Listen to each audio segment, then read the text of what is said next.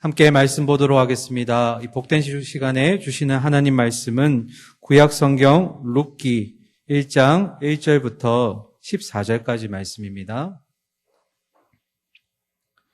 구약 성경 402면에 있습니다. 룻기 1장 1절부터 본문은 14절까지인데요. 우리 6절까지 말씀 교독하시도록 하겠습니다. 1장 1절부터 6절까지 교독하겠습니다. 사사들이 치리하던 때에 그 땅에 흉년이 드니라. 유다 베들레헴의 한 사람이 그의 아내와 두 아들을 데리고 모압 지방에 가서 거류하였는데 그 사람의 이름은 엘리멜렉이요 그의 아내의 이름은 나오미요 그의 두 아들의 이름은 말론과 기럯이니 유다 베들레헴 에브라 사람이더라. 그들이 모압 지방에 들어가서 거기 살더니 나오미의 남편 엘리멜렉이 죽고 나오미와 그의 두 아들이 남았으며 그들은 모압 여자 중에서 그들의 아내를 맞이하였는데 하나의 이름은 오르바요 하나의 이름은 류시더라. 그들이 거기에 거주한 지 10년쯤에 말론과 기럯 두 사람이 다 죽고 그 여인은 두 아들과 남편의 뒤에 남았더라. 그 여인이 모압 지방에서 여호와께서 자기 백성을 돌보시사 그들에게 양식을 주셨다 함을 듣고 이에 두 며느리와 함께 일어나 모압 지방에서 돌아오려 하여. 아멘. 할렐루야. 우리 옆에 분들에게 이렇게 인사하겠습니다. 가정 같은 교회, 교회 같은 가정을 만듭시다. 가정 같은 교회, 교회 같은 가정을 만듭시다. 여러분, 가정 같은 교회, 교회 같은 가정을 만들면 그 가정은 천국이 되는 줄로 믿습니다. 우리가 그 가정을 만들기 위해서 오늘 예배하는 것이고 그 천국을 이루어낼 때 하나님은 가장 기뻐하시는 줄로 믿습니다. 미국의 자동차 왕으로 불리는 헨리 포드라는 사람이 있어요. 아마 잘 아실 텐데 가장 뛰어난 경영자라고 평가를 받습니다. 그것도 그럴 것이 그 당시에는 없었던 이 분업, 그러니까 생산 방식인 분업을 처음 도입한 사람이 바로 헨리 포드였고 그로 말미암아서 자동차 생산을 굉장히 원활하게 했던 사람이에요. 그때만 해도 얼마나 비쌌겠습니까? 한 대를 열심히 만들어서 팔고 그랬던 시절이었으니까. 근데 자동화 시스템을 도입해서 분업을 하다 보니까 자동차가 좀 많이 만들어지게 되고 자연스럽게 가격은 낮춰지게 되고 또 거기서 얻은 많은 이런 수익으로 공장의 노동자들에게 다시 환원해주는 그런 경영을 펼쳤다는 게 그가 이렇게 좋은 경영자라고 평가받는 이유일 것입니다.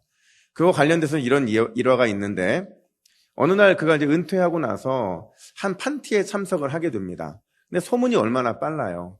헨리 포드가 이 파티에 참여한다라는 소문이 들자 그가 얼마나 그게 큰 부자가 되는지 궁금했던 사람들, 또 그가 얼마나 대단한 능력을 가지고 있는 사람인지를 궁금해했던 사람들이 이 파티에 참석을 하게 됩니다.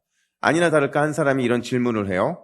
선생님, 지금까지 정말 많은 성공을 이루셨는데 당신이 생각할 때 이 엄청난 성공의 근원은 어디에 있다고 생각하십니까?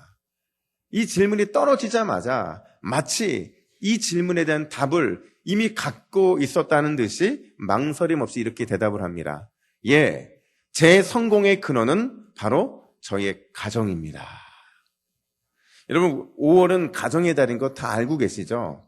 5월 5일 날 어린이날을 시작으로 해서 5월 8일 어버이날, 그리고 5월 15일 스승의 날, 5월 셋째 주 월요일은 무슨 날인 줄 아세요? 성년의 날입니다. 성년의 날. 그리고 5월 21일은 무슨 날이요? 남편과 아내를 생각하면 화가 나십니까? 표정들이 부부의 날입니다. 그날만큼은 정말 이 부부 안에서 맺어주신 하나님의 특별한 은혜를 감사해야 되는데 제가 목양실에서 이런 고민을 했어요. 이 5월 가정의 달이 너무 똑같은 거예요. 그래서 뭔가 매번 반복되는 이 가정의 달을 특별하게 보낼 수 있는 무슨 방법이 없을까 고민을 하다가 성경 속에 있는 다른 가정 얘기를 좀 해보면 어떨까. 근데 이제 무작정 그런 성경에 있는 다른 가정의 이야기를 하기보다는 성경에 등장하는 수많은 가정들 중에서 우리가 좀 공감할 수 있는 가정, 공감할 수 있는 가정이라는 것은 그렇게 잘난 가정은 안 됩니다. 뭔가 우리의 삶이 깃들여져 있을 만큼의 정서적 공감이 이루어지는 가정, 그러면서도 신앙적으로 뭔가 모범이 되는 가정을 좀 살펴봤으면 좋겠다라는 생각으로 고민을 하다가 룻기를 선택하게 되었습니다. 여러분, 룻기는요, 여러분이 아시는 것처럼 구약의 이야기 중 하나의 이야기가 아닙니다. 단순히 룻이라는 여인에 대한 스토리도 아니고 또 보아스라는 이 남자에게 맞춰져 있는 이야기도 아니라는 거예요. 이 이야기가 얼마나 대단한 이 말씀인지 낭만주의 작가였던 또 철학가였던 괴테가 뭐라고 말을 하냐면 룻기는 가장 사랑스럽고 완전한 작품이다 이렇게 말을 해요. 그게 얼마나 대단한 거면 이 신예의 작가가 이런 말을 하겠습니까? 또 근대에 널리 알려져 있는 기독교 작가인 필립 얀시는 뭐라고 얘기를 했냐면 우리 시대 최고의 마지막 단어다. 이 시대에 한 가지 단어를 꼽는다고 한다면 바로 룻기라는 단어를 꼽고 싶다는 거예요. 또 20세기 최고의 지상인이었던 C.S. 루이스는 어떻습니까? 그는 기독교를 규정짓는 유일한 단어는 룻기에 등장하는 헤세드, 은혜밖에 없다 이렇게까지 말을 했습니다. 그러니까 한마디로 말하면 룻기는 은혜의 보고라는 겁니다. 은혜의 보물 창고라는 거예요. 이 속에는 우리가 이 땅에서 살아가야 되는 가정의 가장 아름다운 내용들이 다 담아져 있기 때문에 그런 겁니다. 그러니까 제가 원래는 4주에 걸쳐서 이 이야기를 할까 하다가 여러분 양해를 구해주세요. 이제 4주밖에 남지 않아서 4주에 맞춰서 하려고 몸부림칠 겁니다, 저는. 근데 4주가 넘을 수도 있어요. 룻기에 등장하는 엘리멜렉의 가정의 이야기를 살펴보면서 저를 포함해서, 저희 가정을 포함해서 우리 동부교회 믿음의 가정들이 소망해야 될 천국 같은 가정을 다시 한번 꿈꿔보고 싶습니다. 여러분, 가정이 살아야 교회가 살고, 교회가 살아야 나라가 살고, 나라가 살아야 세계 열방이 살아나는 줄로 믿습니다. 왜냐하면 가정은요, 하나님이 이 땅에 세우신 가장 작은 교회, 가장 최소 단위의 교회이기 때문에 그래요. 그래서 가정이 살아날 때, 천국 같은 가정의 모습으로 회복될 때 우리에게는 이 땅에 살아갈 소망이 있게 되는 줄로 믿습니다. 오늘 그 본문을 들어가 보면 본문의 첫 시작은 이렇게 시작이 됩니다. 우리 1절 말씀을 같이 읽습니다. 시작! 사사들이 치리하던 때에 그 땅에 흉년이 드니라. 유다 베들레헴의 한 사람이 그의 아내와 두 아들을 데리고 모압 지방에 가서 거류하였는데. 아멘. 여러분, 이 1절에 보면 우리가 주목해야 될 두 가지 배경이 등장을 하는데 하나는 사사들이 치리하던 때였다는 것이고 다른 하나는 그 땅에 흉년이 들었더라라는 표현이에요. 왜 이걸 우리가 주목해야 되느냐? 이 두 가지가 엘리멜렉 가정의 피치 못한 상황을 이해하게 만들기 때문에 그렇다는 겁니다. 자, 그렇다면 사사들이 치려하던 때라는 표현이 어떤 표현이냐면 여러분 사사시대 하면 뭐가 떠오르세요? 사사시대. 이거 떠오르지 않으세요? 사사기 21장 25절에 그때에 이스라엘의 왕이 없으므로 사람이 각기 자기의 의견에 옳은 대로 행하였더라. 늘 사사기 얘기만 나오면 이게 결론 같은 얘기잖아요. 지금 룻기가 쓰이던 바로 그 시절도 사사시대, 특별히 사사기의 이 초기 시대랑 맞닿아 있다고 보면 됩니다. 이게 무슨 말이냐면 자기가 알아서 판단하며 살았다는 거예요. 기준이 없다는 겁니다. 이걸 다른 말로 바꿔 말하면 내 스스로 알아서 내 길을 살았다는 것은 어느 곳에서도 내가 원한다면 마음껏 도움을 받을 수 있는 상황은 아니었다라는 거예요. 도움을 받을 수 없는 상황이었다라는 겁니다. 사회가 그만큼 냉혹했고 땅을 정복하고 들어가서 정착하는 모든 과정들 때문에 생존 경쟁이 치열했다고 볼 수가 있는 거예요.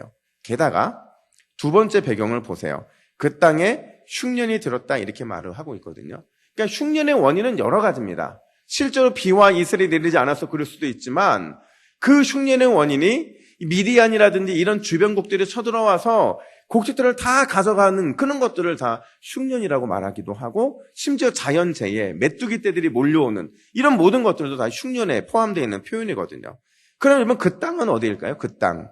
이게 예레츠라는 단어인데, 그 땅은 젖과 꿀이 흐르는 땅. 그러니까 하나님이 그들에게 선물로 주신 축복의 가나안 땅을 그 땅이라고 하는 겁니다.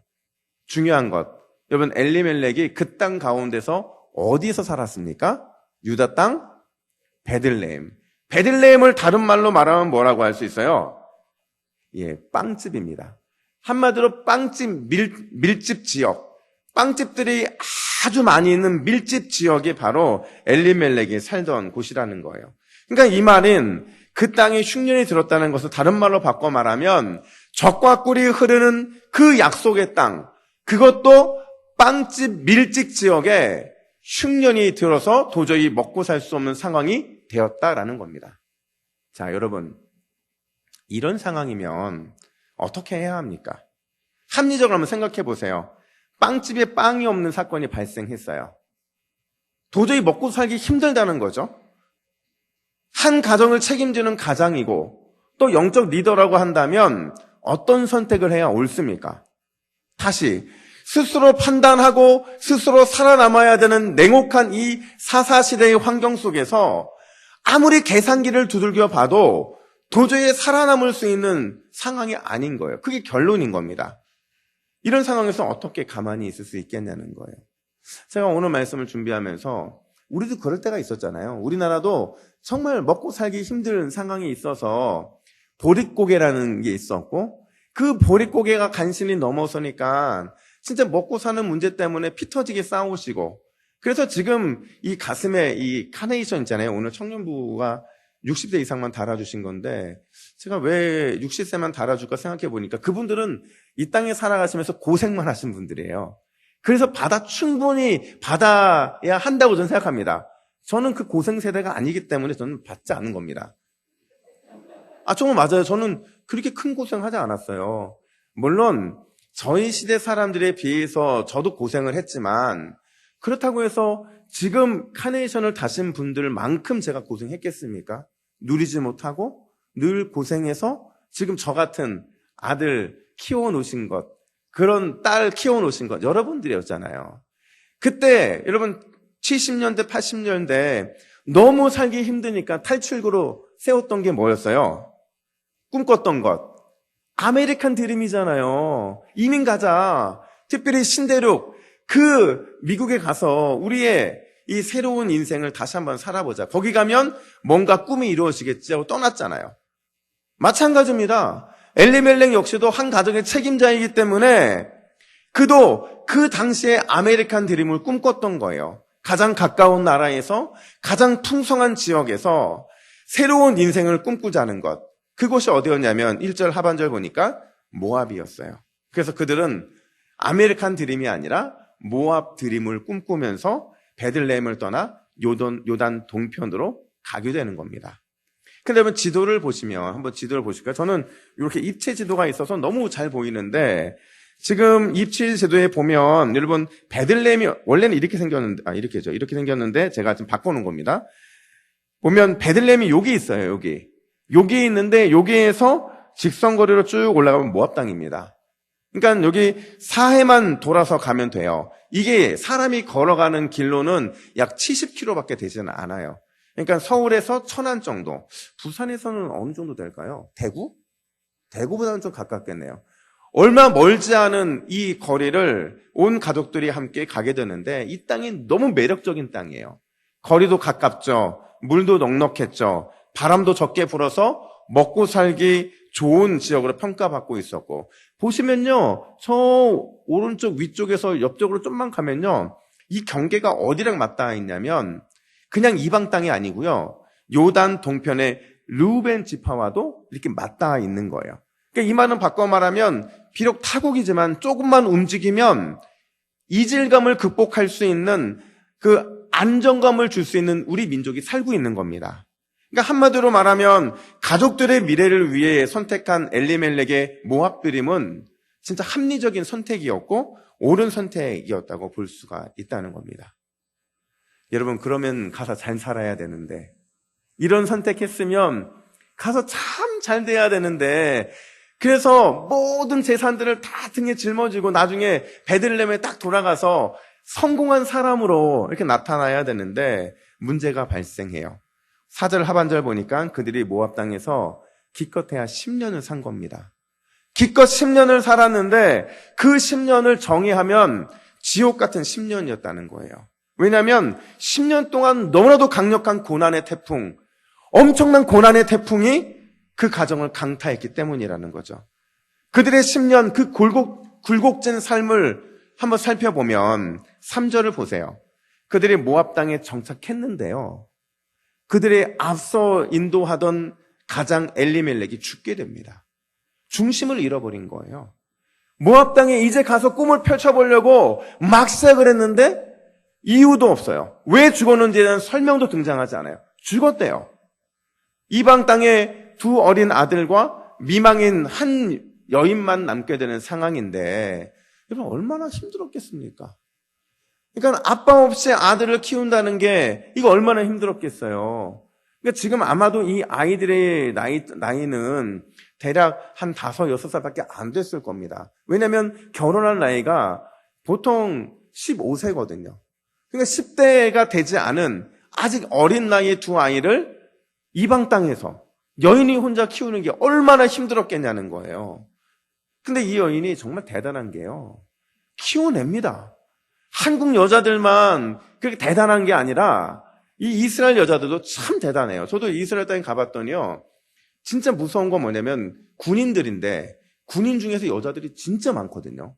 군인들이 이만한 총을 들고 서 있는데 그 중에 여자들이 많습니다. 그래서 역시 여자도 군대 보낼 수 있구나. 웃자고 한 얘기인데 아무도 웃지 않았어. 그러니까 참 대단한 여인이거든요. 그러니까 이 나오미도 정말 대단하게 두 아들 말론과 기론을 잘 키워서 드디어 장가 보내게 됩니다. 물론 4절에 보니까 이방 여자예요. 근데 이방 여자지만 여러분 생각해 보세요. 어쩔 수 없는 선택 아닙니까? 아이들은 결혼할 때가 되었는데 모압 땅에 살고 있죠. 남성 중심의 사회였기 때문에 어떻게 해서든지 후손을 얻어야만 거기에서 그 후손을 통해서 뭔가 대를 이룰 수가 있는데 지금 이 아이들을 어떻게 누구랑 결혼시킬 수 있겠습니까? 고르고 골랐을 겁니다. 성격 좋고 보니까 이 나오미가 눈썰미가 좋았던 것 같아요. 룻이라는 이 여인을 보면 참 매력적이었거든요. 그러니까 얼마나 심사숙고해서 골랐겠어요. 이제 고생 끝났고 행복 시작일 것 같았던 그의 삶에 갑자기 또 위기가 닥치게 되는데 5절 말씀을 보세요. 말론과 기론 두 사람이 다 죽고 그 여인은 두 아들과 남편의 뒤에 남았더라. 여러분 절대적인 희망이었던 두 아들이 아닙니까? 이 두 아들 키우기 위해서 그렇게 고생하면서 결혼해서 아이만 낳으면 모든 게 끝날 것 같았는데 어떤 후손도 남기지 못하고 두 아들 모두가 다 또 죽게 돼요. 왜 죽었는지도 몰라요. 그냥 죽게 되는 겁니다.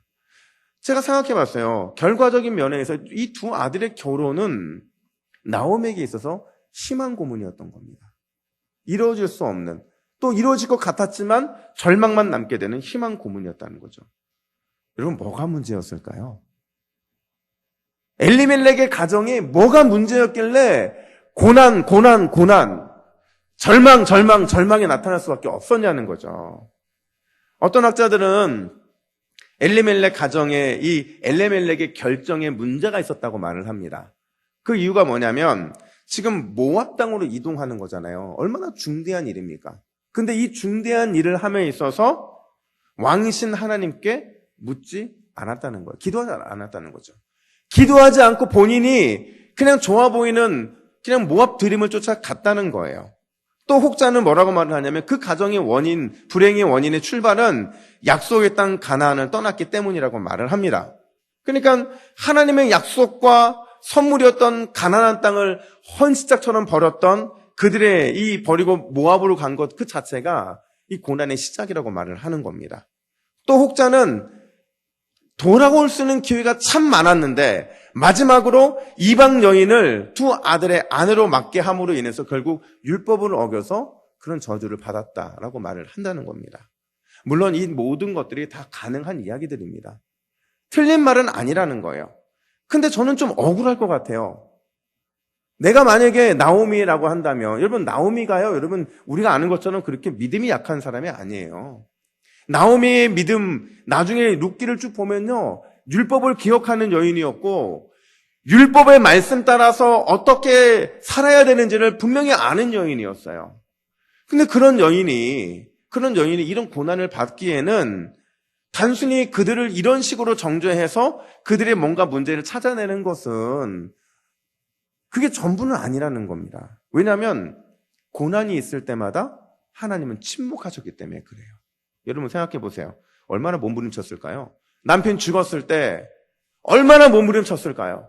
한 여인이 두 아들을 키워야 되는데 두 아들을 잘 키워서 결혼을 시켜놨더니 아이도 못 낳고 또 죽게 된 거예요.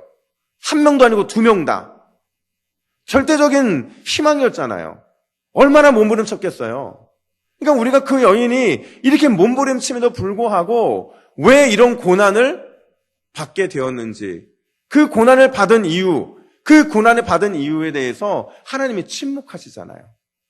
그러니까 단순히 그들이 이러한 문제 때문에 이렇게 되었다라고 말을 한다는 것은 제가 생각할 때 마치 욥의 고난 앞에서 욥이 왜 고난을 받는지 자기 나름대로 해석해왔던 틀린 말은 아니었거든요. 그 해석을 했던 세 친구와 똑같은 모습이었다는 겁니다. 저는 오늘 본문에서 엘리멜렉 가정이 왜 고난을 받았는지에는 관심이 없어요. 사실 그 고난을 받은 이유에 대해서, 그 고난을 받은 이유가 어쩌면 룻기에서 말하고 싶었던 그 핵심은 아니었다는 거예요. 그들이 살고 있는 그 시대는 사사시대였고, 그 사사시대에는 다분히 어느 정도 자기 나름대로 살 수 있는 그런 것들이 허용되었잖아요.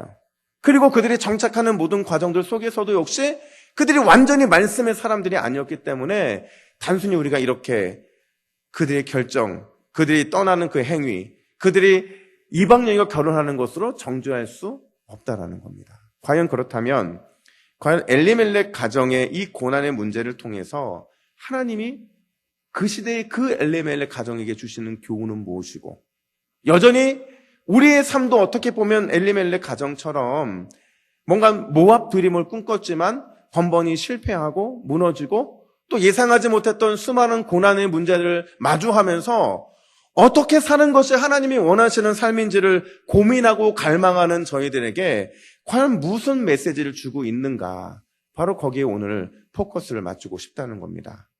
첫 번째로 하나님은 우리 인생 속에 항상 남음의 축복을 허락하신다는 사실이에요. 여러분 1절부터 5절을 통해서 우리는 이미 살폈잖아요. 엄청난 고난을 받았습니다. 말로 다 할 수 없는 고난의 연속이었어요. 근데 여러분 이 고난의 연속 속에서 강조되고 있는 한 단어가 있는데, 이 단어를 놓치면 본질을 놓치는 거예요. 이 단어를 놓치면 고난을 이기게 하는 힘을 잃어버리게 되고, 이 단어를 놓치면 고난 가운데도 희망을 갖게 만드는 소망을 놓쳐버리게 되기 때문에 그렇다는 겁니다. 바로 그 단어가 뭐냐면 히브리어로 샤르라는 단어인데 남음이라는 단어입니다. 남음. 여러분 3절 말씀 보세요. 우리 3절을 같이 읽습니다. 시작. 나오미의 남편 엘리멜렉이 죽고 나오미와 그의 두 아들이 남았으며. 아멘. 방금 읽은 3절에서 여러분, 우리는 너무 죽음에 초점을 맞췄다는 거예요. 엘리멜렉이 죽고 여기에 너무 갇히다 보니까 나오미와 그의 두 아들이 남았다라는 그 사실을 자꾸 놓쳐버리는 거예요.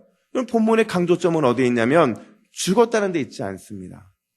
죽었다는 것은 일상적인 거예요. 근데 문제는 뭐냐면 그럼에도 불구하고 슬픔 중에도 하나님은 희망, 두 아들과 나오미 본인을 남겨두셨다는 겁니다. 또 5절을 보세요. 5절 말씀 같이 있습니다. 시작. 말론과 기론 두 사람이 다 죽고 그 여인은 두 아들과 남편의 뒤에 남았더라. 아멘. 마찬가지로 5절 역시도 우리는 말론과 기론 두 아들의 죽음에만 자꾸 초점을 맞췄다는 거예요.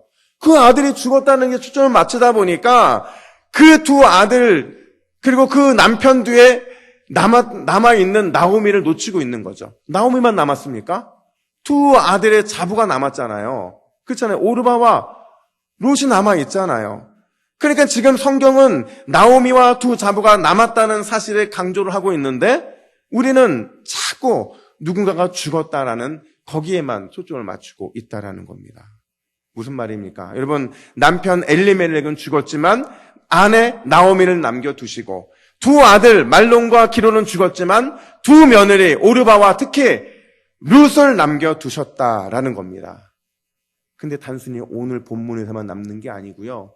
룻기 전체를 한번 보십시오. 여러분, 그들이 적과 꿀이 흐르는 땅, 특별히 베들레헴에 돌아갔을 때 하나님이 그들을 위해서 남겨놓으신 게 있었어요. 그게 뭐냐면 밭에 있는 볼이었죠. 또 뭘 남기셨어요? 기업 물을 자를 남겨두셨잖아요. 그러니까 룻기 전체는 남음의 신학을 펼쳐주고 있는 본문인데 우리는 자꾸 죽음에만 우리의 초점을 맞추고 있다는 겁니다.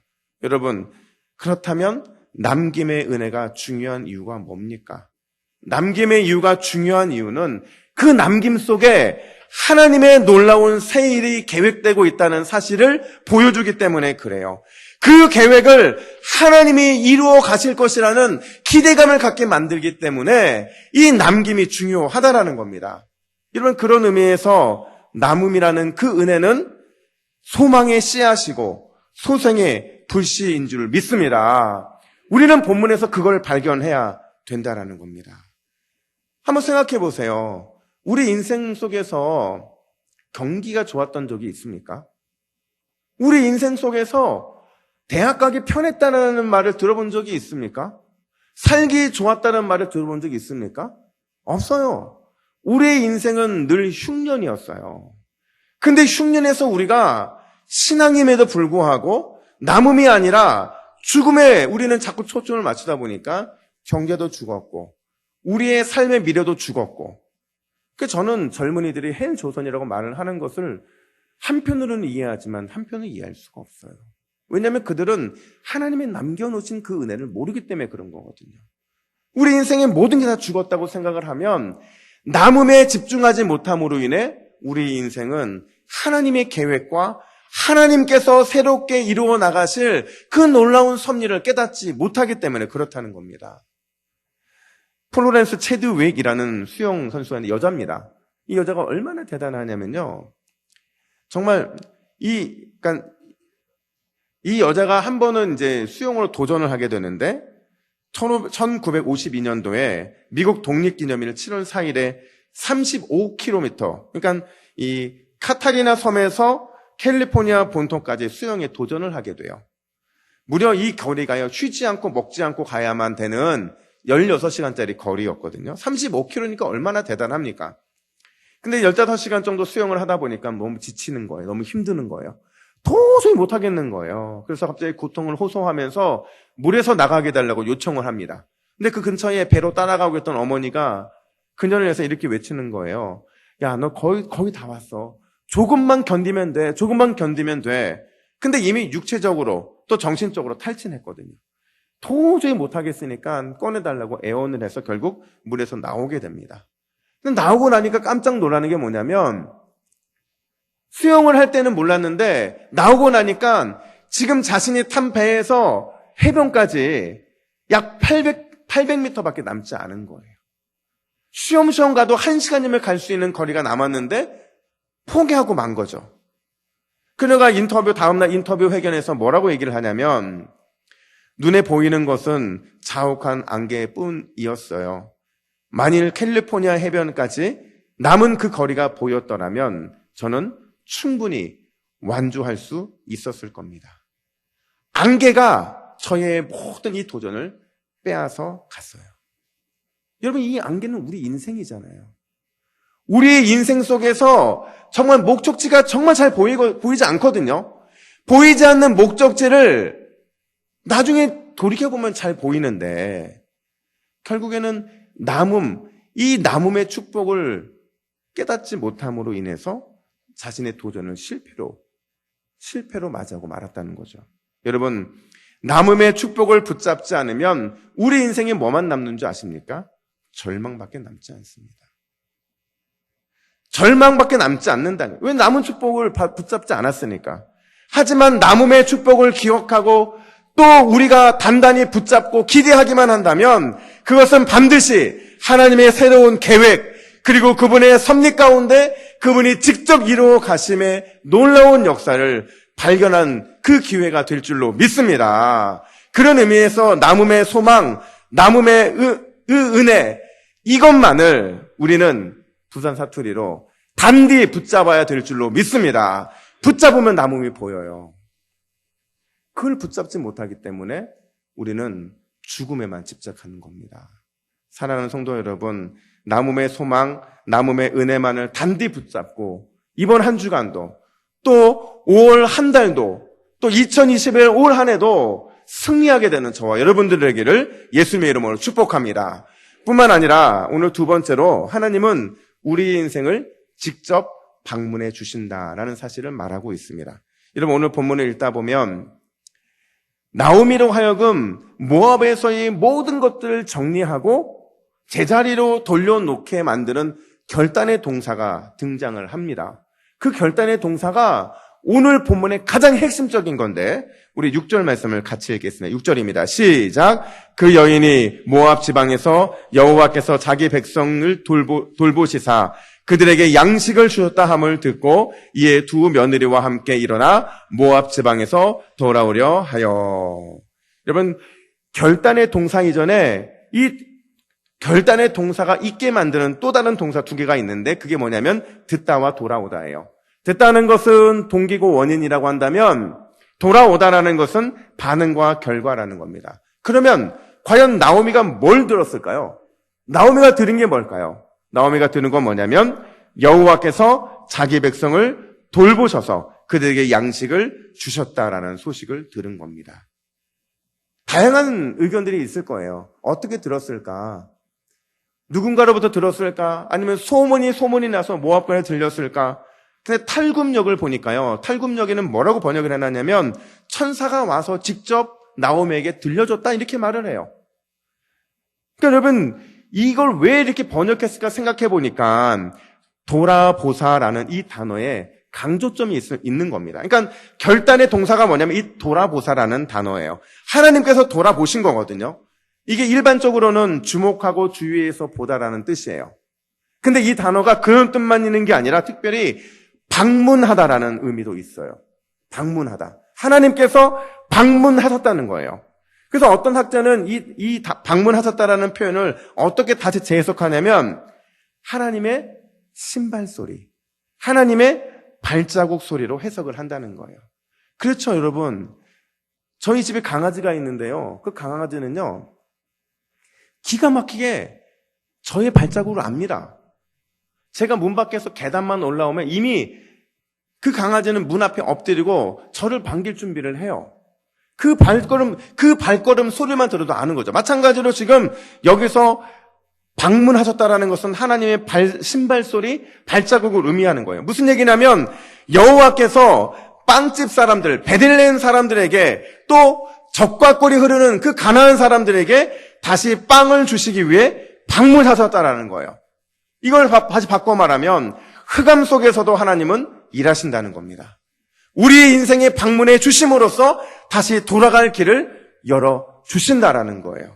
그런 의미에서 여러분, 우리가 인생에서 들어야 될 소리가 무엇입니까? 우리가 인생에 들어야 될 소리는 하나님이 우리 인생을 회복시키시고 또 모든 것을 새롭게 해주심으로 다시 돌아갈 길을 열어주시는 그분의 발자국 소리, 그분의 일하심의 소리가 되어야 될 줄로 믿습니다. 그러면 어떤 현상이 나타나는 줄 아세요, 여러분? 주님의 발자국 소리를 듣게 되면 어떤 현상이 나타나냐면 반드시 돌아가게 되는 결단을 내리게 된다는 거예요. 본문 6절부터 12절을 보면 읽진 않았지만 돌아간다라는 단어가 6번이나 쓰입니다. 돌아간다는 게 히브리어로 슈브거든요. 슈브라는 단어가 끊임없이 반복되면서 마치 나오미가 돌아가야 되는 분명한 사명을 갖고 분명한 어떤 동기부여가 됐다는 것을 보여주고 있는 거예요. 여러분 기억하세요. 우리 인생을 방문해 주시는 주님의 발걸음, 그분의 일하심의 소리를 듣는 사람만이 나오미처럼 적극적인 믿음과 열정적인 태도, 그리고 역동적인 신앙인이 되는 줄로 믿습니다. 그게 우리에게 중요하다는 거예요.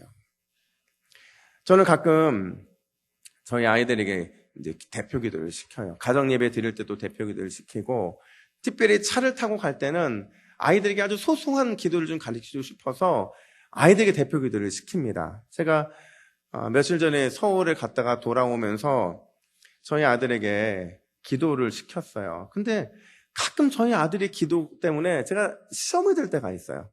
아주 큰 상처를 받을 때가 있는데, 너무 솔직하기 때문에 그런 거거든요. 그날도 뭐 때문에 화가 났는지는 모르겠는데 부산으로 내려오는데 기도를 시켰더니 꼭 자기가 해야 되냐고 묻는 거예요. 그럼 네가 해야지 누가 하느냐. 엄마가 아빠가 길게 할까 네가 짧게 할래. 그러면 그 아이는 자기가 짧게 해요. 근데 뭐라고 기도하냐면 이렇게 기도하는 겁니다. 하나님 아버지 감사합니다. 아니 솔직하게 말해서 진짜 감사한 것은 하나도 없는데 그래도 감사합니다. 집에 무사히 도착할 수 있도록 인도해주세요. 아멘. 이러는 거예요.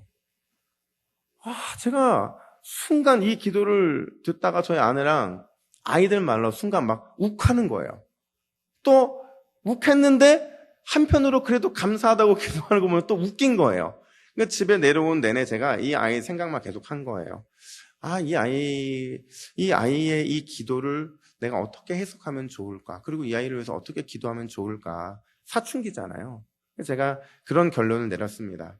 앞으로 시간이 흘러서 자기가 마치 인생의 주인공처럼 살았던 이 아이가 우리 동부교회 중등부, 고등부에서 하나님을 인격적으로 만나서 하나님이 자신의 인생을 위해서 직접 걸어오신 소리를 듣고 자기의 일하심의 소리를, 하나님의 일하심의 소리를 듣게 된다면 나중에 진정한 감사하지 않겠습니까? 남의 집 아이라고 아멘을 짧게 하시면 되겠습니까? 아니, 여러분의 아이들도, 여러분의 자녀들도, 또 여러분의 후손들도 주님께서 하나님의 발자국 소리를 듣게 하시고 일하심의 소리를 듣게 하시면 반드시 진정한 감사, 진정한 믿음의 사람들로 세워지게 될 줄로 믿습니다. 여러분, 미국 텍사스 주에 보면 예이치 폴이라고 하는 엄청난 유전지대가 있어요. 그 유전지대가 원래는 목장이었거든요. 그것도 다 망해가는 목장. 예이치라는 사람이 그러니까 20세기 초에 이 목장을 운영을 했는데 불경기가 찾아온 거예요. 너무 힘든 거예요. 먹고 살기도 힘드니까 도저히 목장을 유지할 수가 없으니까 정부의 보조금을 받으면 살아가고 있었어요. 근데 어느 날 갑자기 이 지질 관측단이 와서 이 땅을 관측하더니 이 땅 지하에 엄청난 유전이 있다는 거예요. 그리고 실제로 파고 내려가니까 막 유전이 엄청나게 솟아오르기 시작하는 겁니다. 그래서 그 지역의 이름이 이 사람의 이름을 따서 예이치 풀이라는 거예요. 결국 석유 부자가 됐죠. 엄청난 부자가 됐죠. 근데 여러분 생각해 보십시오. 그의 인생은요, 자신의 이 발 밑에 엄청난 유전이 있음에도 불구하고 정부 보조금을 받아 살았던 사람이에요. 왜 이런 사람은 살았습니까? 자기 발 밑에 있는 이 유전이 얼마나 대단한지를 발견하지 못하기 때문에 그런 거죠. 여러분 깨닫지 못하면 우리도 그럴 수 있다는 거예요. 죽음에 집중하면 남음의 축복을 깨닫지 못하게 된다는 겁니다. 하나님의 신발 소리, 발자국 소리를 듣지 못하면 우리는 돌아갈 힘을 얻지 못한다는 겁니다. 여러분, 룻기는 전쟁터, 흉년 같은 우리가 살아가는 세상, 그 세상의 소망에 대해서 말해주고 있는 거예요. 왜냐하면 항상 하나님은 남음의 축복을 주시고 우리 인생을 직접 방문해 주셔서 새롭게 하시는 놀라우신 은혜의 하나님이시기 때문인 줄로 믿습니다. 이번 한 주 우리가 의지해야 될 그 하나님이 무엇입니까? 룻기의 주인공들이 경험한 남음의 축복, 그리고 방문하여 새롭게 일하시는 은혜, 그 은혜가 우리의 삶뿐만 아니라 우리의 가정과 우리의 후손들과 자녀들의 삶에도 넘치게 되는 그 축복이 우리의 삶에 이루어져야 될 줄로 믿습니다. 그러므로 인해서 절망의 땅에 심겨진 희망의 씨앗을 보게 된다면 우리는 그 어떤 사람보다 행복한 삶을 살아가게 되는 사람인 줄로 믿습니다. 그 은혜를 모두가 누리게 되는 복된 은혜가 있기를 예수님의 이름으로 축복합니다. 아멘. 기도하겠습니다. 하나님 아버지, 우리에게 소망의 메시지를 주시니 감사합니다. 우리가 살아갈 삶의 현장이 비록 흉년이고 또 죽음과 같은 고통의 연속이지만 그래도 우리에게 소망이 있는 것은 하나님께서 우리 인생에 항상 남음과 일하심의 발자국 소리를 들려주시기 때문인 줄로 믿습니다. 이번 한 주도 남음의 축복이 가득한 인생이 되게 하여 주시고 주님의 발소리 때문에 우리 인생을 새롭게 하시는 기적을 경험하는 한 주가 되게 하여 주시옵소서. 이 모든 말씀 우리를 죽기까지 사랑하시는 우리 주 예수 그리스도의 이름으로 기도하옵나이다. 아멘.